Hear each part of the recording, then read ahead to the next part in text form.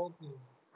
चलिए देखिए, तो मेकिंग अ सोशलिस्ट सोसाइटी, इसमें during the civil war the Bolshevik kept industries and bank nationalise. Civil war means जब गृह युद्ध चल रहा था आंतरिक देश के अंदर रसिया के, तो उस समय बोल्शेविक ने इंडस्ट्रीज और बैंक को नेशनलाइज कर दिया, मतलब राष्ट्रीयकृत करना गवर्नमेंट का। They permitted peasant to cultivate the land and that had been socialise. Permitted peasant मतलब किसानों को परमिट, अनुमति मिलना, परमिशन, खेतों पे कल्टीवेट करने के लिए, खेतों को मतलब grow crop, land and had been socialise, और सोशलाइज होने के लिए Bolshevik used confiscated land to demonstrate what collective work could be. कह रहा है Bolshevik use confiscated land. Confiscated land means जो लैंड एक तरह से थे जो नोबल्स और इनके पास में थे, और इस तरह इसको डिमॉन्स्ट्रेट, एक प्रदर्शन के रूप में, what collective work could B. Collective work could B मतलब एक सामूहिक रूप से क्या किया जा सकता था उस समय। तो लैंड को एक तरह से उन लोगों ने डिमॉन्स्ट्रेट का सिंबल के रूप में लिया। A process of centralized planning was introduced। Centralise planning मतलब केंद्रीयकृत, एक सेंट्रल प्लानिंग मतलब एक केंद्रीय जो है प्रक्रिया इंट्रोड्यूस की गई। Official assessed how the economy could work and set target for 5 year period.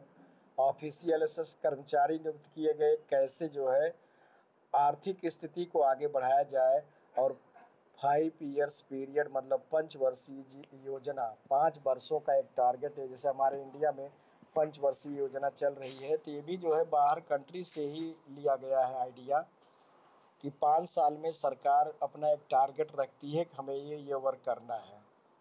On the basis they made the 5 year plan, और इसी बेस पर, इसी आधार पर उन लोगों ने 5 वर्षीय योजना बनाया, पंचवर्षीय योजना।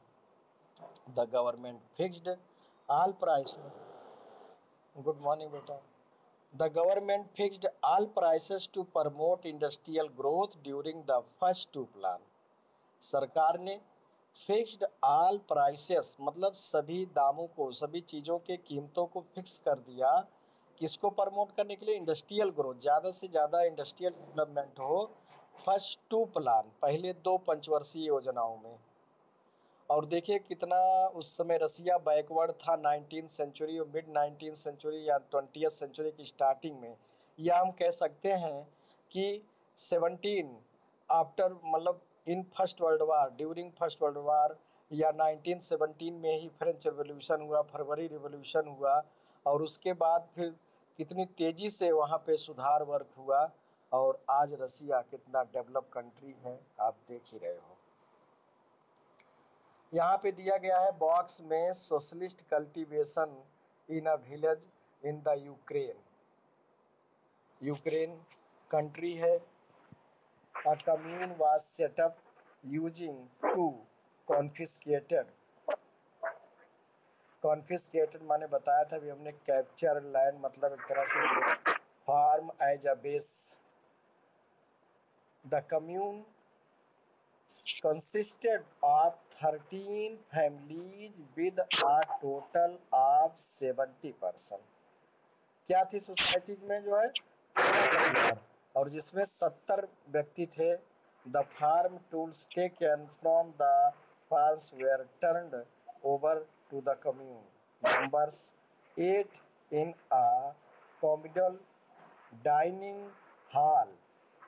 मतलब एक तरह से हम कह सकते हैं एक परिवार, एक समुदाय के में पूरा 13 परिवार मिलके रहते थे, और जिसमें 70 लोग थे।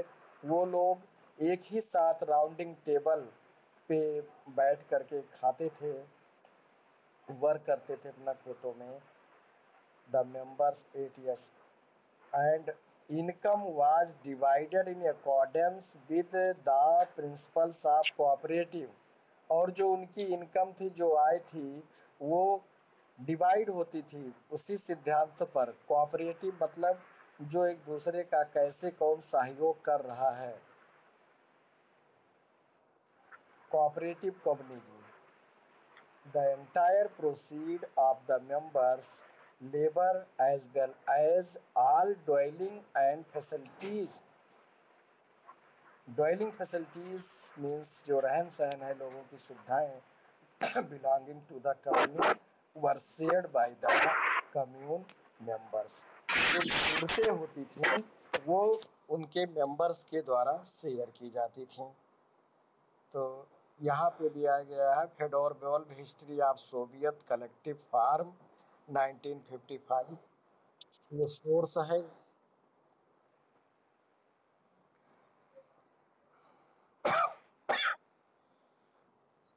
अगला पॉइंट आपका है 1927 to 1932 and hello and 1933 to 1938। ये जो दौर है 27 से 32। हेलो बेटा, आवाज क्यों कर रहे हो?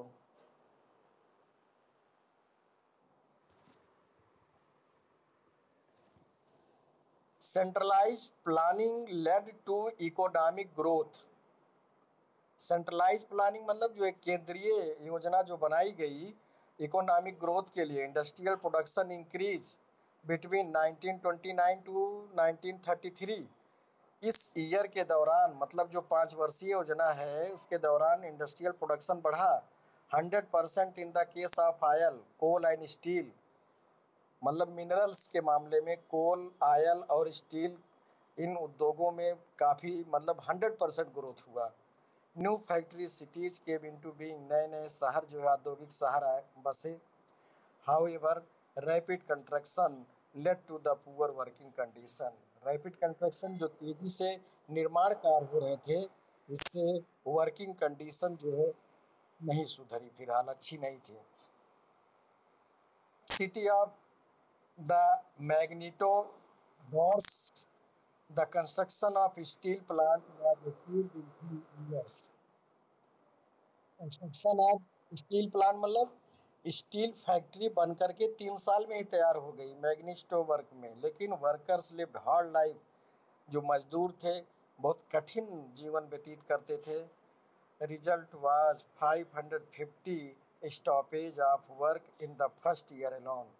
और जिसका परिणाम स्वरूप हुआ कि पहले ही साल में करीब 550 लोगों ने वर्क रोक दिया। इन लिविंग क्वार्टर्स, जो उनके क्वार्टर्स होते थे रहने वाले, इन द विंटर टाइम, जाड़े के समय, एट 40 डिग्री बिलो। आप जानते हो कि साइबेरिया रीजन जो है रसिया में ही है। रसिया सबसे बड़ा एरिया के लिए, मतलब एरिया में वर्ल्ड का लार्जेस्ट कंट्री है, लेकिन पॉपुलेशन नहीं है, क्योंकि बहुत वहाँ पे जो टोपोग्राफिकल चीज़ें हैं वो डिफरेंट हैं। रहने लायक बहुत से एरिया वहाँ नहीं है। तो ठंडियों में टेम्परेचर बहुत डाउन हो जाता है, बिलो 40 डिग्री, 40 डिग्री नीचे। People had to climb down from the 4th floor. People had to climb down मतलब जो 4th फ्लोर पर रहते थे वो नीचे आ जाते थे, and dash across the street in order to go to the toilet. Toilet करने के लिए उनको ऊपर से उतर करके गलियों में जाना पड़ता था, मतलब सैनिटेशन की व्यवस्था नहीं थी सही से। And extended schooling system develop, schooling system को डेवलप किया गया बच्चों को ट्रेन करने के लिए, बच्चों को पढ़ने के लिए। Arrangement were made for factory worker and peasant, किसानों को और मजदूरों को भी पढ़ने के लिए किया गया। एंटर यूनिवर्सिटीज, जिससे वो यूनिवर्सिटीज में दाखिला ले सकें। क्रेचेस वर इस्टेब्लिश, क्रेचेस का मतलब होता है जहाँ पे वर्कर्स के बच्चों को देखभाल के लिए जो है बनाया जाए। जैसे लेडीज भी वर्क करती थी तो उनके बच्चों की देखभाल, जैसे आज आंगनबाड़ी है हमारे यहाँ बिलो 6 ईयर, तो उनके लिए बनाया गया है। तो ऐसे ही फैक्ट्रीज फॉर द चिल्ड्रन और वीमेन वर्कर। तो लाइन आपका ये चल रहा है ये।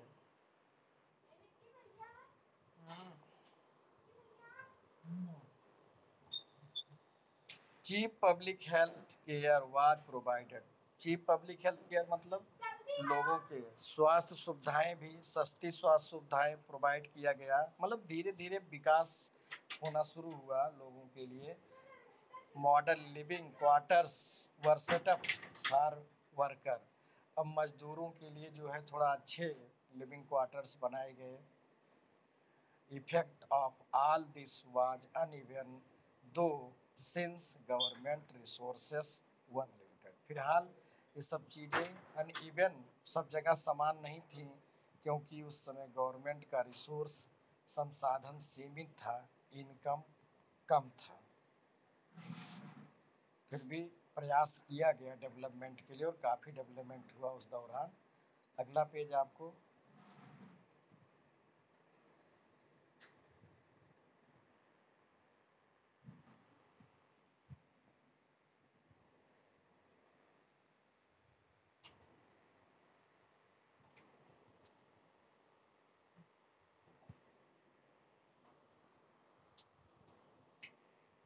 इस फिगर वगैरह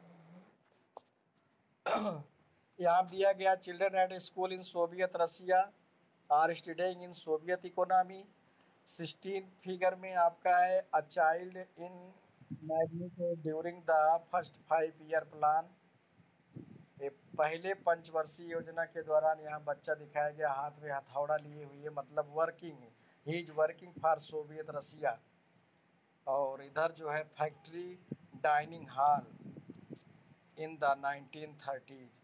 1930 के दशक में फैक्ट्री डाइनिंग हॉल मतलब फैक्ट्री वर्करों के खाने के लिए जो हॉल एक तरह से है वो है। सब सामूहिक कम्युनिटी कैसे जो है, कम्यून किचन जिसको कह सकते हैं, एक साथ बैठ कर के लोग खाते थे। यहाँ पे था dream and realities of Soviet childhood इन 1933 में। मतलब ड्रीम मीन्स इमेजिन, कल्पना क्या थी, और रियलिटीज मतलब वास्तविकता। सोवियत चाइल्डहुड सोवियत बचपन, एक तरह से बच्चों की। यहाँ पे है dear grandfather Kaelin.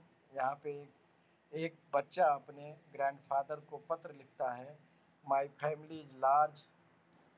Grandfather Kaelin Kalinin, Kalinin मतलब वहाँ के एक तरह से देखा जाए तो वो थे government. My family is large, there are 4 children, we do not have a father, he died. कह रहा मेरा परिवार बड़ा है, उसमें 4 बच्चे हैं, मेरे पिता नहीं हैं।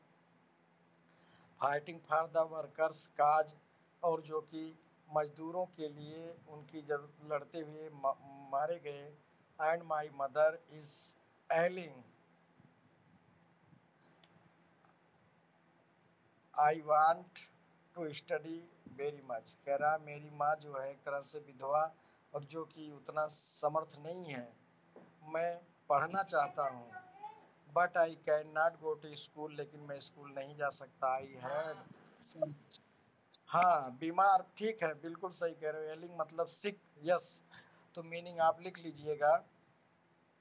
आई हैड सम ओल्ड बूट्स, कह रहा मेरे पास कुछ पुराने जूते हैं, but they are completely torn, फटे हुए हैं। देखिए आप लोग भी इससे सीखिए थोड़ा।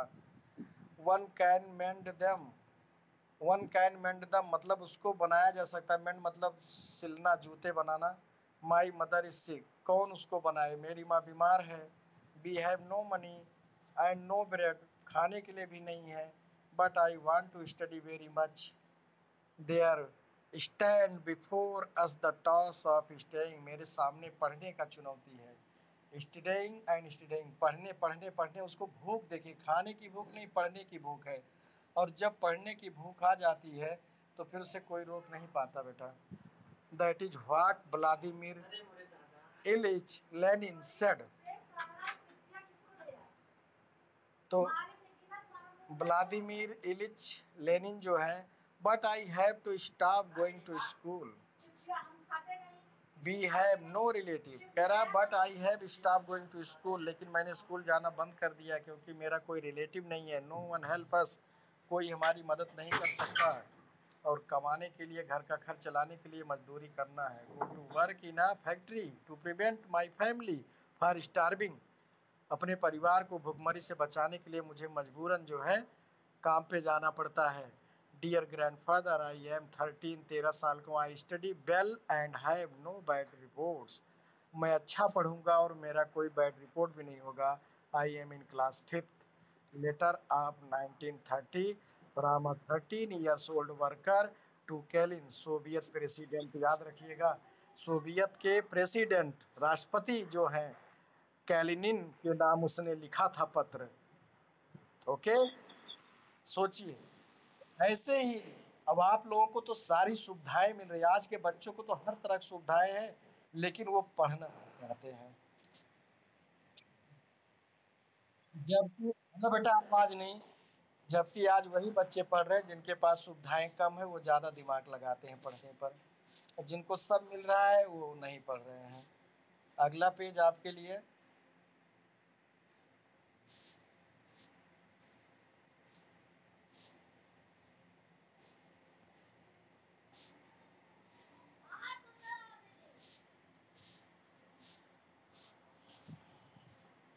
यहाँ पे है Stalinism and collectivisation. The period of the early planned economy was linked to the discuss of the collectivization of agriculture। जो फर्स्ट प्लानिंग का समय था, पहला पंचवर्षीय योजना जब गवर्नमेंट वहाँ बनी, तो उसमें सबसे पहले था कलेक्टिवाइजेशन ऑफ एग्रीकल्चर, कृषि का सामूहिकीकरण हो, कलेक्टिवनेस हो। By 1927, 1928 the town of Soviet Russia were facing an acute problem of 27 और 28 1900, उस समय सोवियत रसिया में भी जो है समझ लीजिए फेमाइन कंडीशन थी, भुखमरी की कगार, जिसमें फसल अच्छी नहीं हुई थी। Problem of grain supply, the government fixed prices eight which grain must be sold, सरकार ने जो है जिस दाम पर बेचा जाए फिक्स कर दिया था प्राइसेस को। But the peasant refuse to sell their grain to government buyers at these, लेकिन सरकार, किसानों ने जो सरकार के खरीदारों को उस रेट पर देने से मना। जैसे आज सरकार लेवी लगाती है और 1900 2000 रुपया जो भी फिक्स करती है, कहती है सरकारी लेवी पर किसान अपना ला करके बेचें, तो बेचते हैं लोग, बहुत से लोग वहाँ नहीं पहुँच पाते हैं, उनका आढ़ती लोग जो है कम रेट पर खरीद लेते हैं। तो सरकार ने फिक्स रेट कर दिया, लेकिन किसानों ने मना कर दिया कि हम इस रेट पर नहीं बेचेंगे। इससे सरकार के पास अनाज की सप्लाई कम हो गई। तो स्टैलिन, जो स्टैलिन था उस समय president, who headed the party after the death of Lenin, Lenin के मृत्यु के बाद जो पार्टी का हेड था, एक तरह से अध्यक्ष, मुखिया, इंट्रोड्यूस फर्म इमरजेंसी मेजर, उसने एक तरह से एक इमरजेंसी आपातकालीन स्थिति लगा दिया। He believed that rich peasants and traders in the countryside were holding stock, उसका विश्वास था कि जो धनी किसान है, बड़े बड़े किसान और व्यापारी ग्रामीण एरिया में स्टॉक करके, जैसे आजकल हम लोग कहते हैं कि जब कोई दाम बढ़ रहा है तो कहते हैं ना स्टॉकिस्ट स्टॉक करके काला बाजारी हो रही है। तो ये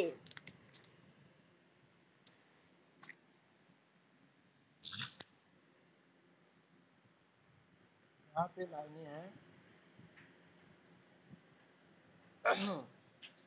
वर holding stocks in the hope of higher prices, और इस आशा में कि जब ज्यादा दाम होगा तब वो बेचेंगे। The speculation had to be stopped and supplies confiscated. In 1928, party members toward grain producers areas. Hello बेटा, आवाज नहीं आई। पार्टी मेंबर्स, पार्टी के कार्यकर्ता गांव की में उनको भेजा गया। ग्रेन प्रोड्यूसिंग एरियाज मतलब जहाँ पे ग्रेन प्रोड्यूस होते थे, कल्टीवेशन होता था, ऐसे एरियाओं का भ्रमण करने गया। सुपरवाइजिंग एनफोर्स ग्रेन कलेक्शंस, इस चीज को देखने के लिए कि वहाँ पे जो है ग्रेन कलेक्शन कैसे हो रहा है। And trading, reading kulaks. Kulaks मतलब था the name for well to do peasant.